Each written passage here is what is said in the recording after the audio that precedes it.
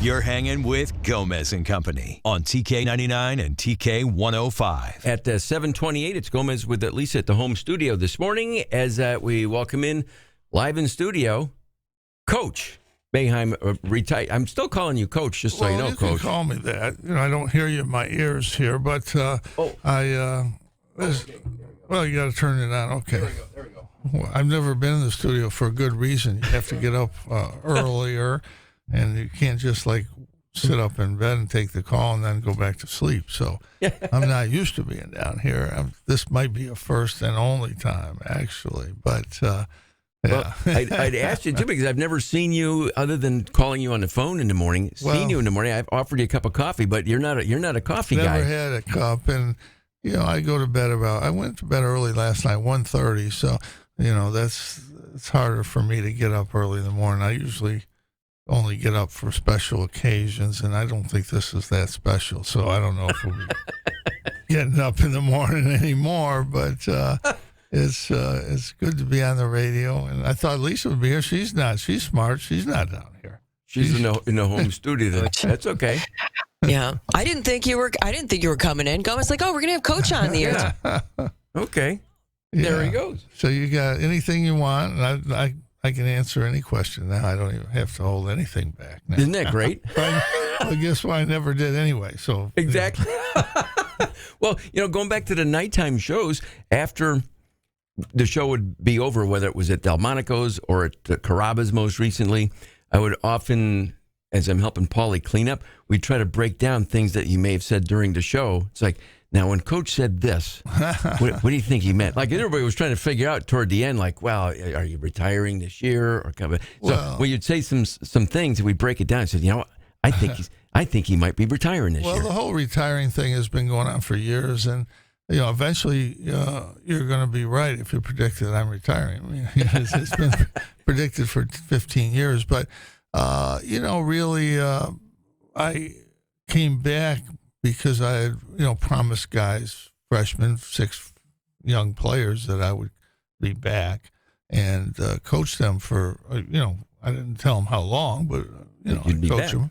And, I felt that this was a good year with these guys. I thought they did a lot of good things. They learned a lot. We don't rely on freshmen overwhelmingly. Through the years, we've had freshmen contribute, but a lot of really good freshmen. C.J. Fair, didn't play that much. Hakeem Warwick, I can go down a long list of players that were okay, but not great as freshmen, but then got real good. And these guys will get a lot better. And but in today's world, old days, all these guys would be back and they'd be ready to go. But now, you just don't know who's going to come back, whether they're going to go someplace else, whether they're going to go to the league, all these options. So it's a different world. But really, during the year, I was pretty happy. When we got near the last 6, 7 games, we didn't play well. Basically, we weren't good enough defensively, and that's really a coaching thing. It's not whether you play man or zone. Our zone just wasn't good enough the last 2 years. That's why we lost. Our offense was better than some we've had, that when we had good teams, but our defense wasn't good enough. And a lot of people say, well, you can't play zone. You can play zone, but we didn't play it well enough. And, that's the difference. There's a lot of teams that, didn't play their defense well enough, and we were one of them. And again, that comes back to the coach. But I had really thought, and the reason there was some awkwardness at the end, I had thought, I might coach 2 years, but I really decided when we just played terrible basketball for 4 games in a row, got beat 20 points every game and twice at home. I mean, you could lose. They were good teams, but not like that. So it really was pretty much made right then in my mind. And the reason it was we didn't really have a discussion that we had to have before the news broke. We should have all waited until Friday rather than having any announcement, but it just was all corrected. The two, you never know what is ahead, but in the time I've been retired, I don't know, what's it been now, 2-3 weeks? Yeah, a couple of weeks. I feel like it was not even a doubt that it was 100% the right decision. And been able to go see Buddy, been able to go see Jimmy play in the Czech Republic, just do some things that I've never been able to do after the season. And as really at this point in time, what are you going to do? I mean, you've coached. I think we can be good next year, but that's all right. I wanted to leave everybody talks about a plan. Nobody has a plan. We Not actually for real. had a plan. Yeah. Adrian was here. He was going to be ready. He's more than prepared to take over. And I wanted to get this first year through with these young players. And we did that. And it was perfect timing. And I think Adrian's 100% ready to go. And I think he'll do a great job. You never know what the next year will bring. In 2002, we were in the NIT struggling. In 2003, we won the national championship. That's true. So we've had 2 years before where we weren't that good, and it just happens. But this was the right time, and we just didn't handle it the right way, and that's something you have to understand. I haven't listened to the radio. Everybody thinks I don't like the media. I get along with 99% of the media. What I don't like is talk shows where people call up. Not that they say we should play man-to-man zone. That's fine. That's what fans do. Yeah, that's fine. Not that we should have recruited this guy. It's when they lie. That's what bothers me. Well, they didn't want that guy, or Jim Boeheim didn't want this guy, and they said that about Joe Girard. Jerry didn't want him, and I did. We both want him from beginning to end. That's just people go on the air and say they have a source that told them this. No, that never happened, and that's what bothers you when you hear that. And or that some players were upset after this game or on the court. No, that never happened, and that happens a lot. But as far as calling in, people say, well, Kadari Richmond should play. Yeah, I like Kadari. I wanted him to play. He played 21 minutes a game here, which actually was what he played when he transferred. Yeah. As a sophomore, a year older. But they said he is going to be in the NBA in another year. He didn't really even play a lot. Seton Hall this year, and that happens. But everybody has the right to their opinion. But so many times, people that they want to play transfer and don't play wherever they go. They weren't better. That's true. I look at Joe Girard. He had a very good career. He wasn't as bad a defensive player as people say. You'll hear somebody say, well, he didn't rebound. Well, guards don't rebound. He got 2.5 rebounds. That's what guards get. I mean, they don't get 5 rebounds a game. Uh-huh. That just doesn't happen. They're here. The way we play defense, they're extended out. They're not going to get a lot of rebounds. But he was one of the best players in the league over 4 years with his assist to turnovers, his shooting percentages, everything. He was a solid player. And our defense was bad. He wasn't a great defensive player, but we didn't have good defense. That's the problem. But he was a freshman. He started. We ended up the season, a COVID year, beating North Carolina by 30 points in the ACC tournament. And we were on the verge, win another game or two, we go to the tournament. The second year, we went to the Sweet 16. He was solid as a point guard, 11, 12 points, 6, 7 assists a game in the tournament. Really good. His junior year, offensively, very solid. Our team was bad defensively. And this year, he had a really good year. Top 6 in the league in scoring, assists. Really good, solid player. And defensively, our team defense wasn't good. He was part of it, so yeah. But he was a good basketball player. And True. Anybody in coaching would have said that, and we're lucky to have him. The problem was our overall team defense his last 2 years was not good, and it comes back to the head coach. I didn't get him to play good enough, and maybe we just didn't recruit well enough defensively to be there, and that it all still comes back to the head coach. That's just the way it is. But if I was 50, we would have just kept going. We've had 2 equally bad years. We've had a couple of these years before, and you just keep going and bounce back. But, at this stage, it was 100% time to move on, and we're getting a lot of that's the way it goes. Good props here in the stream chat. By the way, we're on camera at QSportsTalk.com. If you have a question for the coach, just like the nighttime show, we can get him in here. And Lisa, you got one there?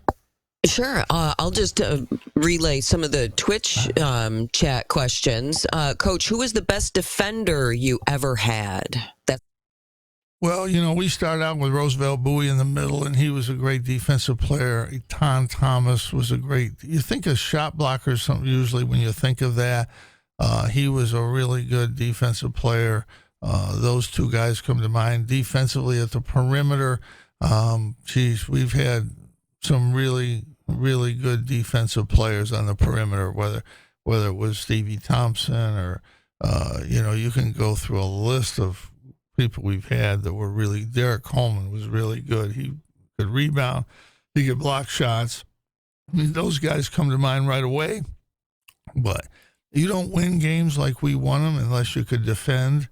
And we've had a lot of good defensive players over the years, and that's really, at the end of the day, that's how you win games. It's a combination of defense and offense, obviously, too. Well, we had a question earlier, Coach, because I know you mentioned that you had a chance to go see Buddy play in Detroit and then to see Jimmy play in the Czech Republic. And what were we talking about there earlier, Lisa?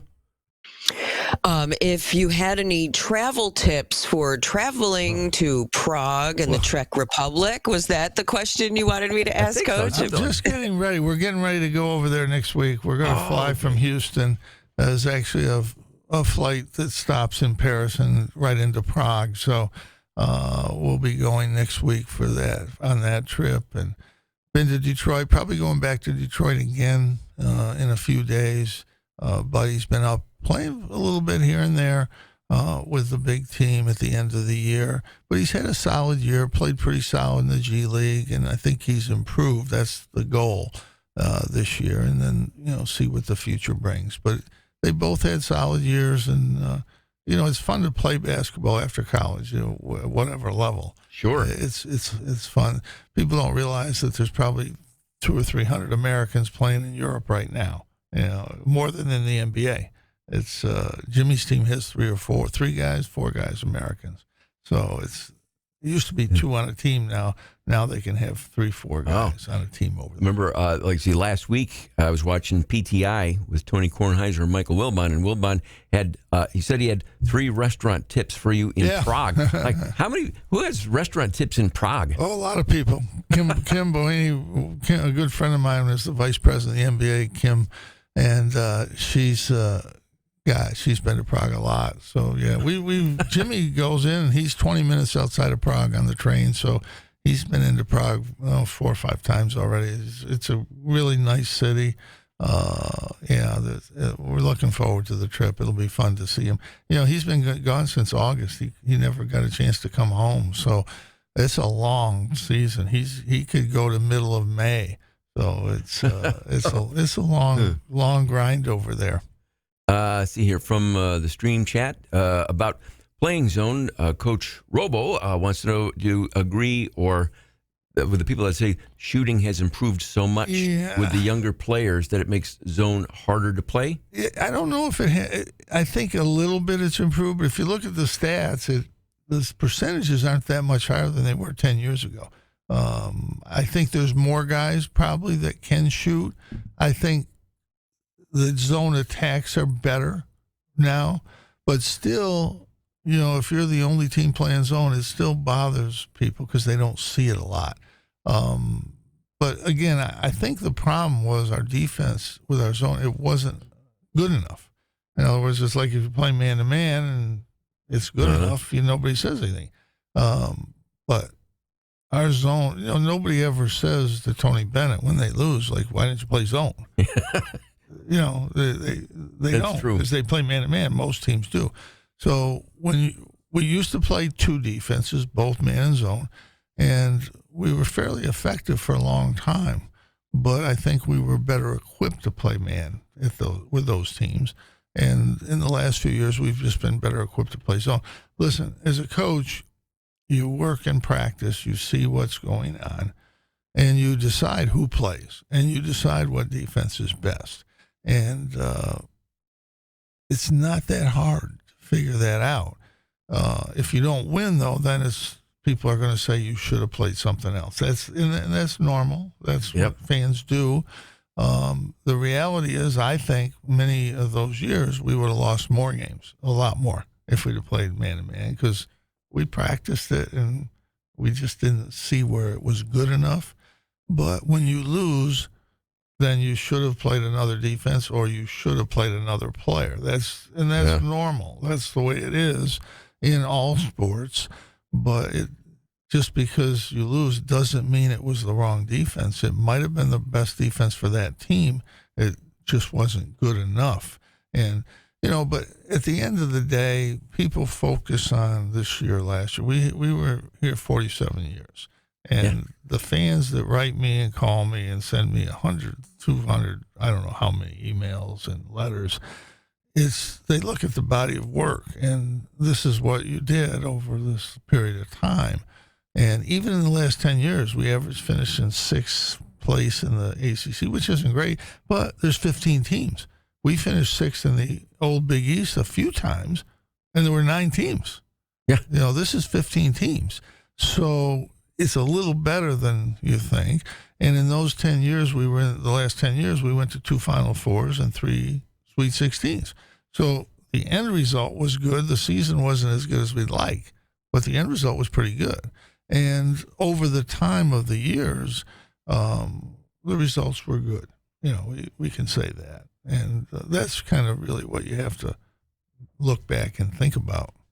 Now, for some of the non-basketball stuff, Coach, I know in the past you like to go fishing, and you haven't had a chance to go. Do you have any trips planned for that? Because I know you really enjoy it, but you haven't had a chance to do it. Yeah, I'll go to Montana. I fish with my daughter once a year out there. She's in Missoula. I'll go maybe a couple times.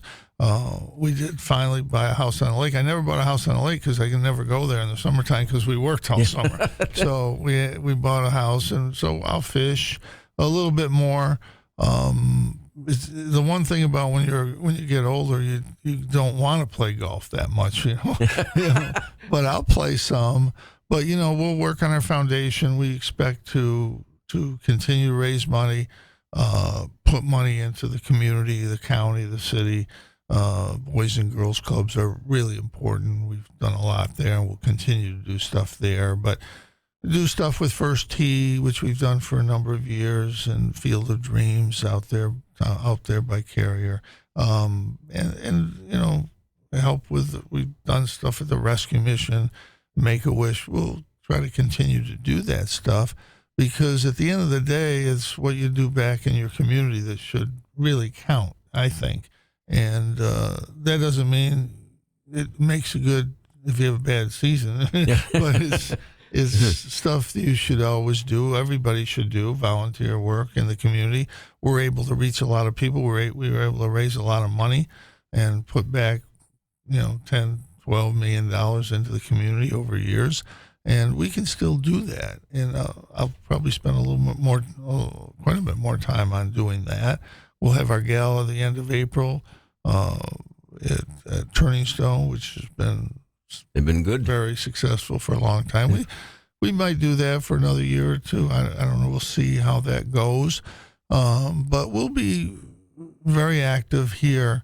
I'll do radio stuff here next year for sure that we have contracts for, and do stuff in terms of the fundraising at the university. We'll be doing a lot of that stuff. I think we're going to California to talk to some alumni in New York, and some of that stuff is all set up. And so there's a ton of stuff you want to do that you now can do, and you don't have to worry every day about, well, is this guy coming back or that guy coming back. It's just stuff that you would do 20 years ago, but you don't have to do now, and you don't really want to do. So it's just a whole changing landscape, and NIL is absolutely crucial. there's 4 or 5 teams playing right now in the Sweet 16 that were not going to be good teams, and the NIL helped them, and that's what it's for. That's what it's turned into, and it's good for the players. The players get money. It's just not the way it was set up to be, where a player could go sign autographs, go to make appearances, go for a couple hours and make some money. It's different, obviously, but it's what it is. I don't see it changing. I don't think you can put guardrails on it anymore. I think it's gone. That train has left the station. Yeah, as they say. When players can play right away, it means they can really look around and say, well, that might be a little better over there. And sometimes it is. Sometimes it turns out. But 50% of the time, it doesn't turn out well. And even after that, it doesn't always turn out well. Some do. But you don't read about half the guys didn't get a scholarship that were in the transfer portal. Or you don't read about half those guys that transferred and got a scholarship didn't do as well as where they had been. And that's the risk. Usually when you transfer, not always, but usually you're not happy with your playing situation. That doesn't mean it's going to be better someplace else. And True. It can be. And so that's why the transfer portal, in my opinion, is still a good thing. Players have that right to do that. But, in the old, like Hakeem Warwick would have transferred. He said that after his first year. He played, but he wasn't, dominant. But he hung in there. And his sophomore year, he helped us win the national championship. And became an All-American. So an NBA player. And an NBA player. Sometimes you just stick with it and it'll work out. But and sometimes you're in a good fit and you go someplace and you're not in quite as good a fit and it doesn't work out as well. I mean, obviously, if you're a great player, you can play anywhere, but the great players don't transfer. That's true. As a rule. The best players, the guys that have had the most success are guys that were either in a program where they had so many players they didn't get a chance and they were good. That happens. Or they were at a little lower level and they came up and were good. I mean, you look at the great story from Fairleigh Dickinson. Nobody thinks about this, but their 3 best players were transfer portal guys. They came up with the coach from Division II, and they were tremendously successful at Fairleigh Dickinson. In the tournament, they had an okay year, good, but they didn't even win their tournament. They only got to go to the tournament because the team that won the tournament, Merrimack, wasn't yet eligible because they were moving up, which I've never understood that. If you move up to Division I, you have to wait 4 years to play in the tournament. That doesn't make sense. Makes no sense. It's just another rule that just makes no sense. But that school was helped, and many other schools were helped by the transfer portal, which that's why it's a little bit more equal, college basketball. The bigger teams are going to have players. They're always going to have players. Now, the bottom teams in the league, now they're not going to get a freshman that can turn them, but they can go get a senior or junior who's experienced at a little lower level and make their team good. So it balances college basketball in a lot of ways. Well, as far as next season, Coach, you mentioned doing a couple things. I was going to see if you maybe because I know you watch. You've been to every football game that I've ever been to, and I know you haven't missed a lacrosse home game in the whole time you've ever been on campus, going back to a student. But maybe like in the fall, doing some football picks with us, maybe on a Friday heading into the weekend or something like that. I'll do some stuff, and I won't go to basketball games. I just don't think that's the way to do it, and. I won't obviously not go into practice, things like that. They're perfectly capable. They'll do a great job coaching. I'll do some fundraising. I'll do some commentary about other sports, or we may talk on the radio here in the mornings, but it won't be about Syracuse basketball. It'll be whatever. Some other fun stuff. Some other stuff. Yes. I always think that you have so much to offer as far as, giving people advice about life and maturity. And because I think that part of your success has been helping players develop into emotionally mature, dignified, intelligent people. I mean, I love Red Autry and Jerry because they're good guys and they're fun to talk to, and they're just good people. Don't care about how they did on the court necessarily.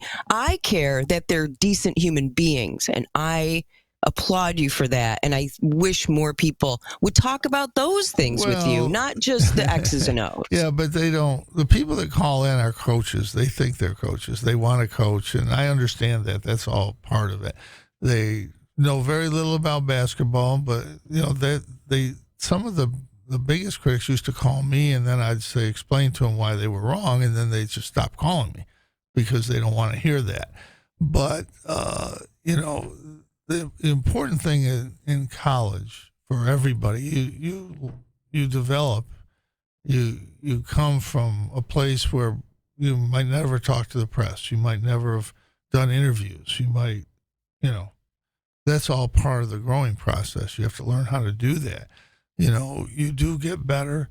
You have to be basically, we look hard to get good people, not just good players.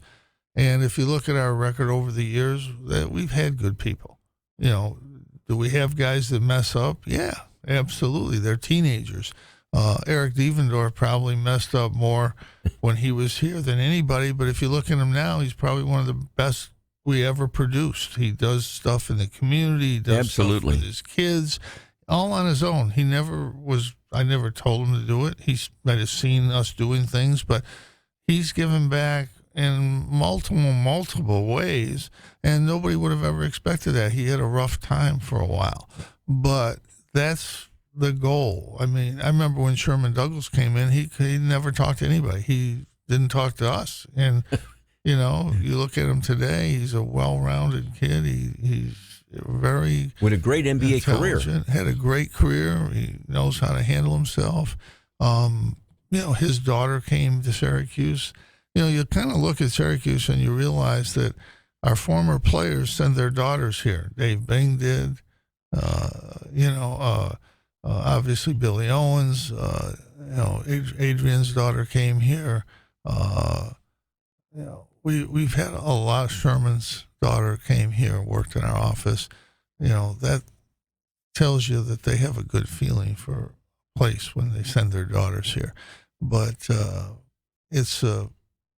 we've had great people. I mean, that's number one. It started with Roosevelt Bowie and Louis Orr and Hal Cohen. That was my first three.